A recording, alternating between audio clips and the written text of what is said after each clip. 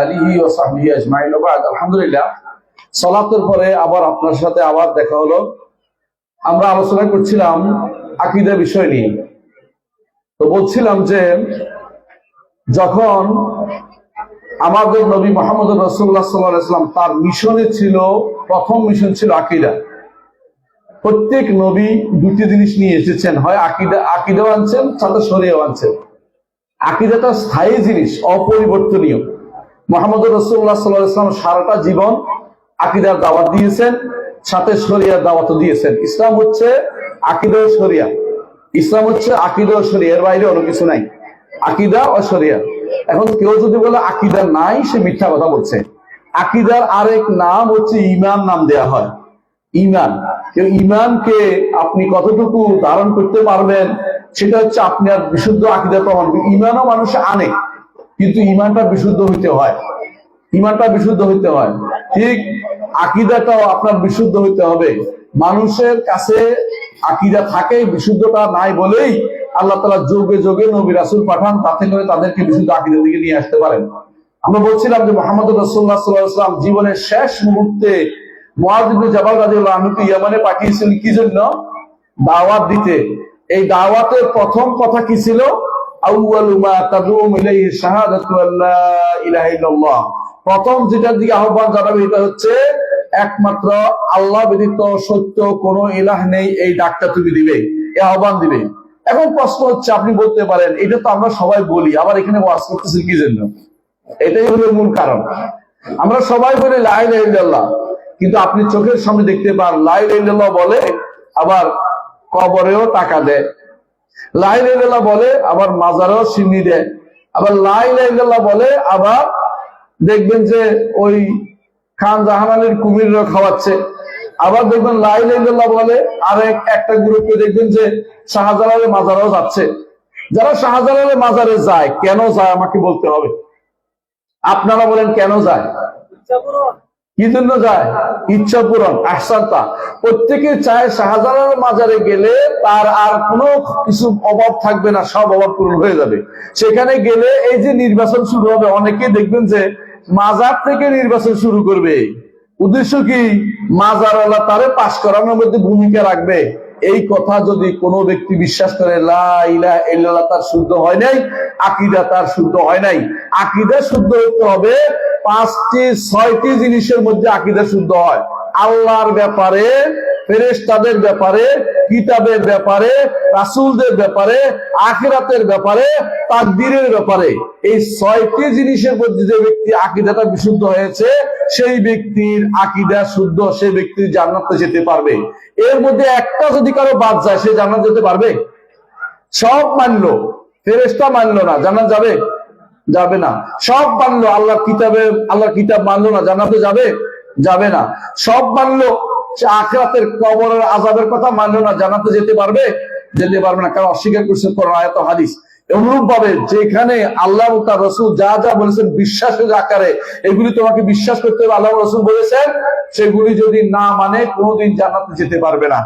একটা হচ্ছে আমল করে নাই, আমল কম করেছে, যাকাত দেয় নাই, গুনাহগার হয়েছে, কিন্তু যাকাত যদি কোনো অস্বীকার করে জান্নাতে যেতে পারবে? পারবে না। আচ্ছা ধরেন একজন মানুষ কিছু আমল বাদ দিছে, ওযুর মধ্যে ধরেন বিসমিল্লাহ বলে নাই। ওযুর মধ্যে বিসমিল্লাহ বলা তো কোনো কোনো মাযহাবে ওয়াজিবও আছে, আমরা ওটা বলছি না, কিন্তু আমরা সুন্নাত পর্যন্ত জানি। কেউ যদি ওযুর মধ্যে বিসমিল্লাহ না বলে, তার জান্নাতে যাওয়া বাধা হবে?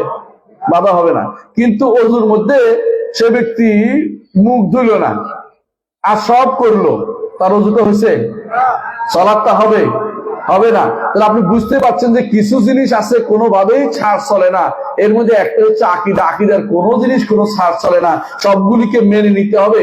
হাশরের মাঠে ফুলসিরাত পার হইতে হবে, আপনাকে হইতে হবে কিনা? এখন কেউ যদি বলে ফুলসিরাত পার হওয়ার দরকার, কেমনে পার হবে ইত্যাদি ইত্যাদি, সে ব্যক্তি এখনো ঈমানদার হইতে পারে নাই।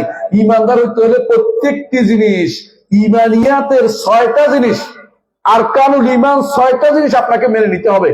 যতক্ষণ পর্যন্ত এগুলি শুদ্ধ না হবে, আপনার ঈমান শুদ্ধ নয়, আমল করে কোনো লাভ নাই। আমাদের দেশে এখন পর্যন্ত যে জিনিসটা সবচেয়ে ভয়াবহ আকার দেখা, যেটা হচ্ছে আল্লাহর উপর ঈমানটা শুদ্ধ হয়নি। আল্লাহর উপর ঈমান শুদ্ধ হইতে হলে 5টি জিনিস শুদ্ধ হইতে হবে। কয়টা জিনিস মুখস্থ রাখতে হবে? এক নম্বর হচ্ছে আল্লাহর সত্তার উপর ঈমান আনতে হবে। দুই নম্বর হচ্ছে আল্লাহর কর্মের উপর ঈমান আনতে হবে। এই দুইটাকে বলে তাওহীদুর রুবুবিয়্যাহ। আর দুইটা আছে আল্লাহর নাম ও গুণের উপর ঈমান আনতে হবে, এই দুইটাকে বলে আসমা ও সিফাত। আর একটা হচ্ছে ইবাদত একমাত্র আল্লাহর জন্য করতে হবে, এইটাকে বলে তাওহীদুল উলুহিয়্যাহ বা ইবাদা। অর্থাৎ দুইটা আছে আল্লাহর দিক থেকে আসে, একটা আছে আমার দিক থেকে যায়।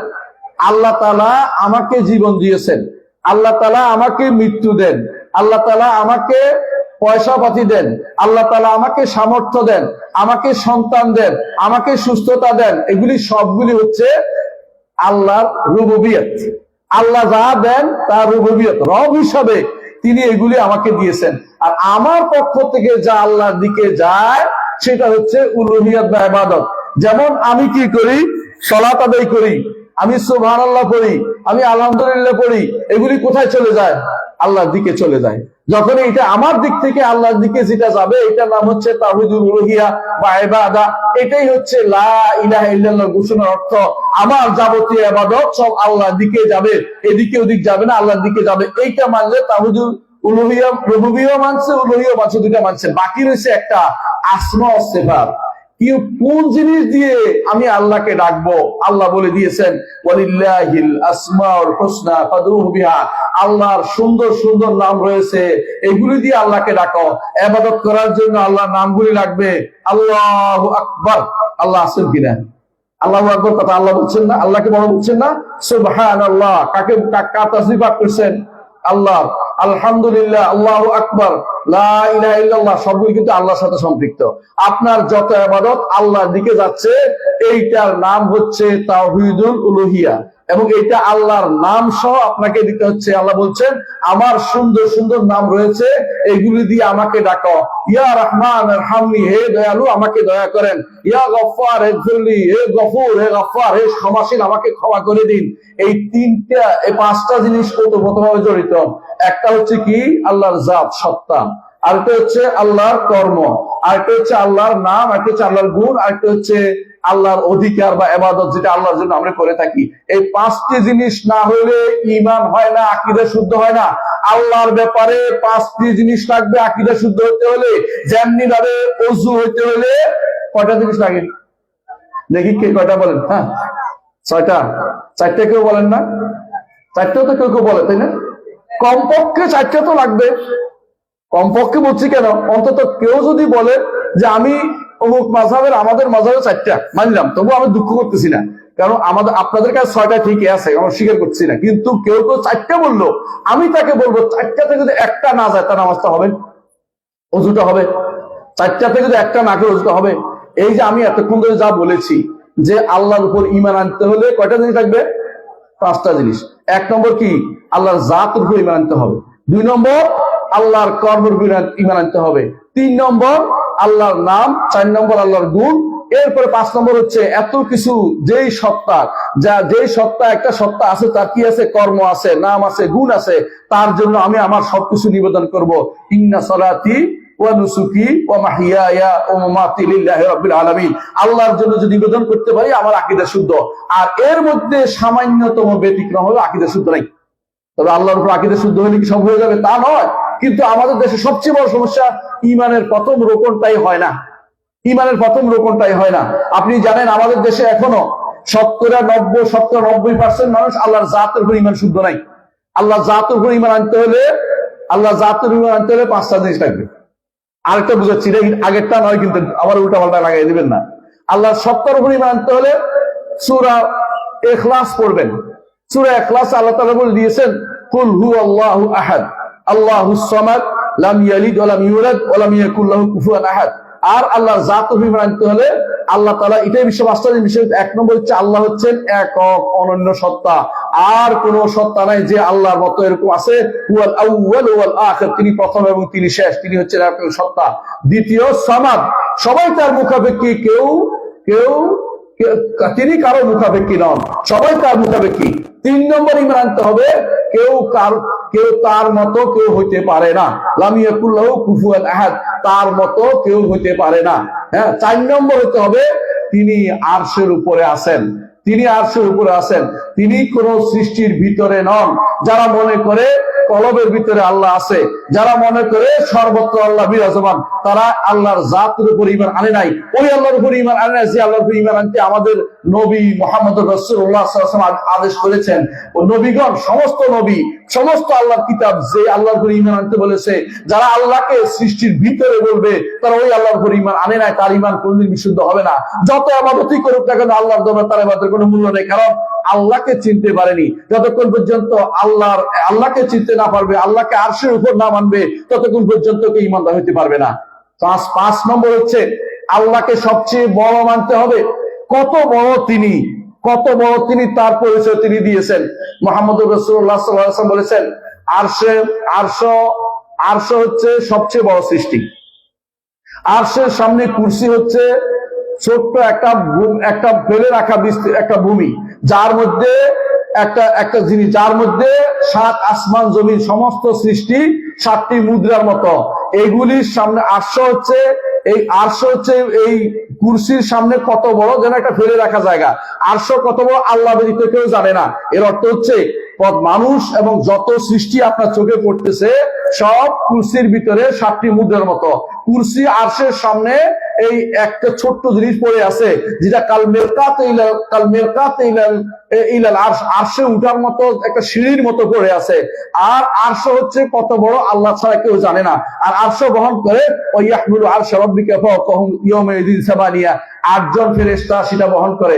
যেই ফেরেশতার এক ফেরেশতার কানের লতি থেকে শুরু করে কান পর্যন্ত পাখির 700 বছরের পাখির উড়ার রাস্তা, এর দূরত্ব কত বেশি, এবং সেটা এরকম 8 ফেরেশতা আরশ বহন করে আছে।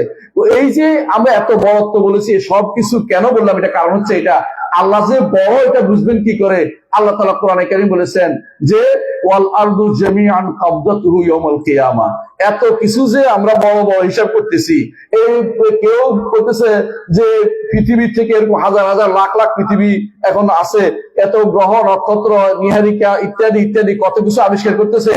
এত সব কিছু কিন্তু আসমান এবং জমিনের মাঝখানে, এই সবগুলি আমার রব্বুল আলামিনের মুষ্টির ভিতরে থাকবে। আল্লাহ কত বড়, এই সবগুলো আল্লাহর মুষ্টির ভিতরে থাকবে। আর আসমান সমূহ ভাঁজ করা থাকবে আল্লাহর হাতের মধ্যে। আল্লাহ তাআলা বলে দিয়েছেন ওয়াসসামাওয়াতু মাতউইয়াতুম বিয়ামিনিহি, আসমান সমূহ ভাঁজ করা থাকবে তার ডান হাতে। কামা বাদানা আউওয়ালা খালকিন নুঈদু ওয়াদান আলাইনা ইন্না কুন্না ফাইলিন। আবার তিনি সৃষ্টি করবেন যেভাবে সব সৃষ্টি করেছেন, একবার ধ্বংস করবেন আবার সৃষ্টি করবেন, সমস্ত মানুষ আবার উপস্থিত হবে রব্বুল আলামিনের সামনে, একজন মানুষও বাদ যাবে না। সেদিন তিনি মুহাম্মদুর রাসূলুল্লাহ সাল্লাল্লাহু আলাইহি ওয়াসাল্লাম তিনি মিম্বরে উঠে দেখিয়েছেন যে তিনি বলছেন এইভাবে তিনি আল্লাহ তাআলা আসমান যেগুলি সৃষ্টি যেগুলিকে মুষ্টির ভিতরে রাখবেন, আসমান জমিনকে হাতের মুঠোয় রাখে তিনি বলবেন আনাল মালিক আইনা মুলুকুদ দুনিয়া, আমি রাজা, দুনিয়ার রাজা কোথায়, দুনিয়ার রাজারা কোথায়? সেই আল্লাহ রাব্বুল ইজ্জত তার মুষ্টির ভিতরে পৃথিবী হইতে শুরু করে কত লক্ষ লক্ষ কোটি কোটি পৃথিবী তার মুষ্টির ভিতরে থাকবে। রব্বুল আলামিন কত বড় সেটা আপনি ধারণ করেন, সেটাকে প্রতিদিন স্মরণ করিয়ে দেন।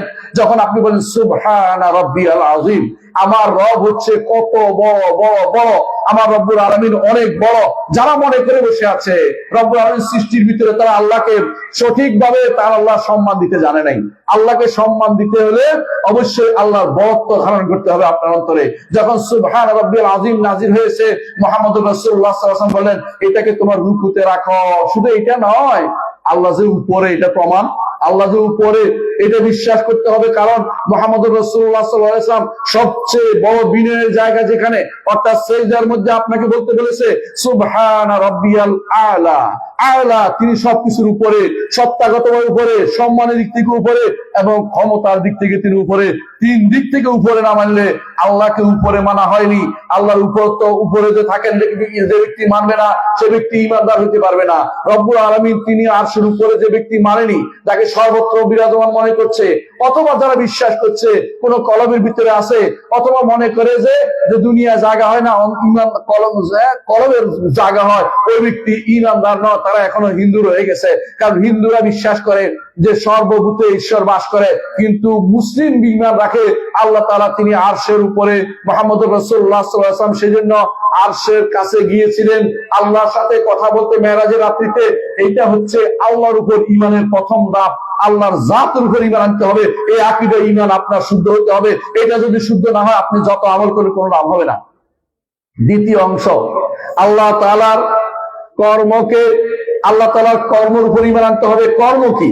আল্লাহ যা যা করেছেন আমাকে, আমি আপনি সবাই, জগতে যত কিছু আছে সবগুলো রব্বুল আলামিন আল্লাহ তাআলার কর্ম।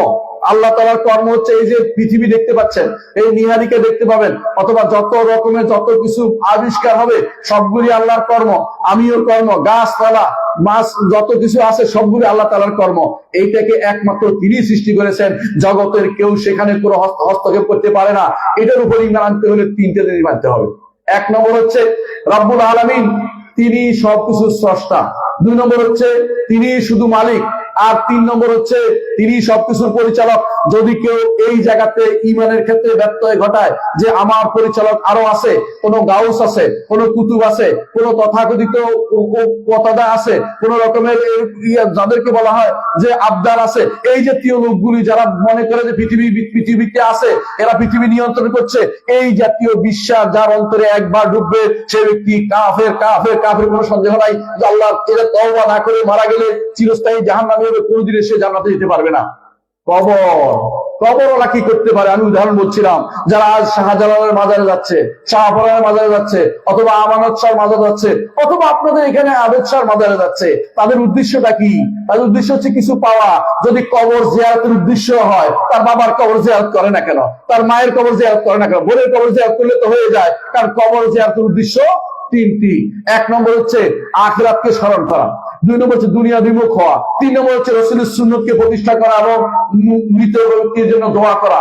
এর বাইরে আর কোনো উদ্দেশ্য নেই। এই তিনটি উদ্দেশ্যের বাইরে চার নম্বর যদি মনে করেন যে কবরওয়ালা থেকে আমার রুহানি ফয়েজ বরকত আসবে, তো আপনি কাফের, কোনো সন্দেহ নাই। কবরওয়ালাতে কোনো কিছুই আসে না। কবরওয়ালা আপনি কোনো বক্তব্য শুনতে পায় না। আল্লাহ যেটা শোনাতে চান শুধু সেটা শোনান, এবং সেটা হয়তো কখনো কাউকে সুসংবাদ দেওয়ার জন্য কোনো কবরওয়ালাকে, অথবা কোনো মৃত ব্যক্তিকে তাকে ধমক দেওয়ার জন্য ধমক দেওয়া রাসূলুল্লাহ সাল্লাল্লাহু আলাইহি ওয়াসাল্লাম যেভাবে গালিবে বদরে যারা মারা গেছে কাফেরদেরকে শুনিয়েছিলেন, সেরকম আল্লাহ তাআলার পক্ষ থেকে শোনানোর উদ্দেশ্য থাকলে শুনতে পাবে। কিন্তু কেউ ইচ্ছা করলেই কবরওয়ালাকে শোনাতে পারবে না। ওয়ামা আনতা বিমুসমিইন মান ফিল কুবুর, কবরে যারা আছে তাদেরকে শোনাতে পারবেন না। কবরের কাছে গিয়ে বলে ইয়া রাসূলুল্লাহ আমি তো এটা হয়েছিলাম ওইটা হয়েছিলাম, কেউ ওইটার উপর বই লিখে ফেলছে। একজন তো পরাণবন্দি বই লিখছে, ওটার মধ্যে কি লিখছে জানেন? রাসূলের কাছে মনের আবেগ খুলে দেওয়ার সুযোগ আমাকে দেয়া হলো না। রসুলের কাছে মনের আবেগ খুলে দিবে? রসুলের কাছে মনের আবেগ খুলে দিবে? রসুল কি তাকে জীবিত, এই দুনিয়ার জীবনে জীবিত নাকি? কিন্তু আখিরাতের জীবন, সেটার সাথে দুনিয়ার জীবনে কোনো সম্পর্ক নাই। মুহাম্মদ রাসূলুল্লাহ সাল্লাল্লাহু আলাইহি ওয়াসাল্লাম বলে যখন আমরা সালাম দেই, তখন সালামটা শুধু পৌঁছে দেওয়া হয়। এই সালামটা পৌঁছে দেওয়া, আর কোনো কিছু তার কাছে পেশ করা আমার কোনো হাদিস শুদ্ধ নয়। সুতরাং কোনো ব্যক্তি যেন এই জাতীয় কথা না বলে যে রসুলের কাছে আমাদের আমলনামা পেশ করা, এটা শুদ্ধ নয়। রাসূলুল্লাহ সাল্লাল্লাহু আলাইহি ওয়াসাল্লামের কাছে শুধুমাত্র আমাদের সালাম পেশ করা হয়। তখন আল্লাহ তাআলা হাদিসে রাসূলুল্লাহ সাল্লাল্লাহু আলাইহি ওয়াসাল্লাম হাদিসে এসেছে ইল্লা রাদ্দাল্লাহু আলাইয়া রূহি, আল্লাহ তাআলা আমার রূহকে ফেরত দেন যাতে তিনি সেটার জবাব দিতে পারেন। এর বাইরে অতিরিক্ত প্রত্যেকটি কথা হচ্ছে হুজুর। মুহাম্মদ রাসূলুল্লাহ সাল্লাল্লাহু আলাইহি ওয়াসাল্লাম বলেছেন যে রাসূলুল্লাহ সাল্লাল্লাহু আলাইহি ওয়াসাল্লাম বলেছেন কুনতু নাহাইতুকুম আন জিয়ারাতিল কুবুর, তোমাদেরকে কবর জিয়ারত করতে নিষেধ করেছিলাম। আলা ফাজুরুহা, এখন তোমরা জিয়ারত করতে পারো। ওয়ালা তাকুলু হুজরান, আজে বাজে কথা বলিও না, যে কথার অর্থহীন সেটা বলিও না। যে ব্যক্তি কোন কবরের কাছে, এমনকি সাইয়্যিদুল খালক মুহাম্মদ রাসূলুল্লাহ সাল্লাল্লাহু আলাইহি ওয়াসাল্লামের কাছে কোনো কিছু নিবেদন করতে যাবে, কোনো কিছু চাইতে যাবে, কোনো কিছু বলতে যাবে, এবং মনে করবে তার তিনি সুপারিশ করবেন বা কিছু একটা করবেন, সে ব্যক্তি আসলে ঈমানদার হতে পারে নাই। সে ব্যক্তি এখনো বুঝতে পারে নাই ঈমান কোথায় আছে। আল্লাহ তাআলার উপর ঈমান আনতে হলে আমরা বলছি জাতের উপর ঈমান আনতে হলে কয়টা লাগবে? 5টা। আফালের উপর কয়টা? 3টা বলেছি। একটা কি আল্লাহ আমাদের স্রষ্টা, আরেকটা কি আল্লাহ আমাদের মালিক, আর 3 নম্বর হচ্ছে তিনি শুধু জগতের সবকিছু পরিচালনা করেন। যখন অসুস্থ হয় তিনি শুধুমাত্র সুস্থতা দান করেন। আমার সন্তান যদি তিনি না থাকে, সন্তান কে দেন? তিনি শুধুমাত্র দিতে পারেন। কোন কবর ফকির কোনো কেউ আমাকে সন্তান দিতে পারে না। যদি কেউ মনে করে যে ওখানে গিয়েছিলাম এই জন্য সন্তান পেয়েছি, অথবা অমুকের এই কারণে সন্তান পেয়েছি, সে ব্যক্তি কাফের, সে ব্যক্তি ঈমানদার হতে পারে না এখন পর্যন্ত। এই দুইটা জিনিসের কথাই বলে আমি শেষ করছি। আমি শুধু একটাই বলবো যে আল্লাহ তাআলার উপরে ঈমানের জিনিসটা মনে রাখবেন সব সময়। আল্লাহর উপরে ঈমানের যদি কোনো আপনার শুদ্ধ থাকে, আপনাকে কেউ শিরকে নিতে পারবে না, আপনাকে কুফরিতে নিতে পারবে না। আপনি হবেন সাহসী ব্যক্তি, দুনিয়ার কারো দাসত্ব করতে আপনি বাধ্য নন, আল্লাহর দাসত্ব করবেন। আল্লাহর দাসত্ব করে মরে যাওয়া ভালো, আর বান্দার দাসত্ব করে, সৃষ্টির দাসত্ব করে জীবিত থাকাও কোনো লাভ নেই। সৃষ্টির দাসত্ব যারা করে তারা অনেক দিন বেঁচেও কোনো লাভ নাই, ফেরাউনের মতো বহু বছর বেঁচেও কোনো লাভ নাই, কিন্তু মুসার মতো অল্প বেঁচেও আপনার লাভ আছে। যদি ঈমানদার সব সময় ঈমান নিয়ে যেতে চায়, কখন মৃত্যু হবে সেটা বড় কথা নয়, কিন্তু আল্লাহর উপরে ঈমানটা বিশুদ্ধ করে যেতে হবে। আমি শুধু আকীদার একটা পয়েন্ট বলেছি, আকীদার অনেক পয়েন্ট রয়েছে, সবটা আলোচনা করতে পারবো না। তবে আমি আপনাদেরকে বলে দিচ্ছি, কিছু বই অবশ্যই পড়বেন, উসুলুল ঈমান গ্রন্থটা পড়বেন আকীদার বিষয়গুলি জানার জন্য। সংক্ষেপে উসুলুল ঈমান গ্রন্থটা আপনারা পড়তে পারেন। আমার অনুবাদ করে আমাদের শেখ ডক্টর মনজুরুল ইলাহি আসছিলেন, তার দুইজনে মিলে আমরা অনুবাদ করেছি বইটা, মদিনা ইউনিভার্সিটির মাশায়েখদের লেখা। এটা অবশ্যই প্রত্যেকে পড়বেন। কি জন্য পড়বেন? কারণ আপনার আকীদার মৌলিক জিনিসটা আপনি জানতে পারবেন, আকীদার বিষয়গুলি কি। এই 5টি জিনিস যেগুলো আমরা বলেছি, 6টি জিনিস, ঈমানের 6টি রকম, এগুলি কি বিশুদ্ধ না হলে যেই কোনো আমল করবেন, এই আমল আল্লাহর দরবারে গ্রহণযোগ্য হবে না। সুতরাং আগে ঈমান, তারপরে আমল। কোরআনে কারীমে বারবার দেখবেন আপনি ঈমানের কথা আগে বলা হয়েছে। ঈমানটাও শুধুমাত্র মুখস্থ ঈমান নয়, ঈমান আপনাকে 3 ভাবে ধারণ করতে হবে। অন্তরে ধারণ করতে হবে, মুখে বলতে হবে, অঙ্গ প্রত্যঙ্গে সেটাকে বাস্তবায়ন করতে হবে। যারা বলে মুখে ঈমান শুধুমাত্র, তারা ঈমানদার নয়। তেমনি যারা বলবে অন্তরে শুধু ঈমান, তারাও ঈমানদার নয়। ঈমান আমাদের নিকট কাউলুন ওয়া আমাল, কথা ও কাজের নাম। আল্লাহ আমাদেরকে তাওহীদ ও আকীদা বুঝার তৌফিক দান করুন এবং আমাদেরকে তার দ্বীনের প্রতিষ্ঠিত রাখুন। আপনাদের কাছে অনুরোধ থাকবে, এই দাওয়াতকে পৌঁছে দিবেন। প্রত্যেকটি মানুষের দাওয়াত হচ্ছে আল্লাহর উপরে ঈমান কিভাবে হবে, দাওয়াত পৌঁছে দেয়া, এরপরে আরকানুল ঈমানগুলি পৌঁছে দেয়া, এরপরে আরকানুল শরিয়ত, যেগুলো আরকানুল ইসলাম, শরীয়তের রুকনগুলো, ইসলামের রুকনগুলো, সেগুলি পৌঁছে দেয়া, এইটা দায়িত্ব। এর বেশি অতিরিক্ত দায়িত্ব পালন করার দরকার নাই। আল্লাহ তাআলা কোরআনে কারীমে বলেছেন, কু আনফুসাকুম ওয়া আহলিকুম নারা, নিজে বাঁচাও, পরিবার বাঁচাও। সারা দুনিয়ার দায়িত্ব আল্লাহ আপনাকে দেন নাই। যে যত বড় দায়িত্বে আছে তার দায়িত্ব বেশি। আপনি ছাদ বসা ঘরের মানুষ, ঘরের দায়িত্ব পালন করেন। নিজেকে বাঁচার আগুন থেকে আপনার পরিবারকে বাঁচানোর দায়িত্ব। এর বেশি চেষ্টা করার দরকার নেই। এটুকুই আপনার জন্য আখিরাতে নাজাতের জন্য যথেষ্ট হবে। এর বাইরে যারা আপনাকে বিভ্রান্ত পথে নিয়ে যেতে চায়, ওদের থেকে দূরে থাকবেন। মনে রাখবেন, ঈমান ও ইসলাম হচ্ছে, ঈমান ও ইসলাম দ্বারাই হচ্ছে মাত্র আখিরাতে বিচার হবে। দুনিয়ার আপনি কোন পদে আছেন, আল্লাহর কাছে এটা কখনো গ্রহণযোগ্য বলে বিবেচিত হবে না। আল্লাহ আমাদের তৌফিক দান করুন। সুবহানাকাল্লাহি ওয়া বিহামদিকা, আশহাদু আল্লা ইলাহা ইল্লা আনতা, আস্তাগফিরুকা ওয়া আতুবু ইলাইক। আসসালামু আলাইকুম ওয়া রাহমাতুল্লাহি ওয়া বারাকাতুহু।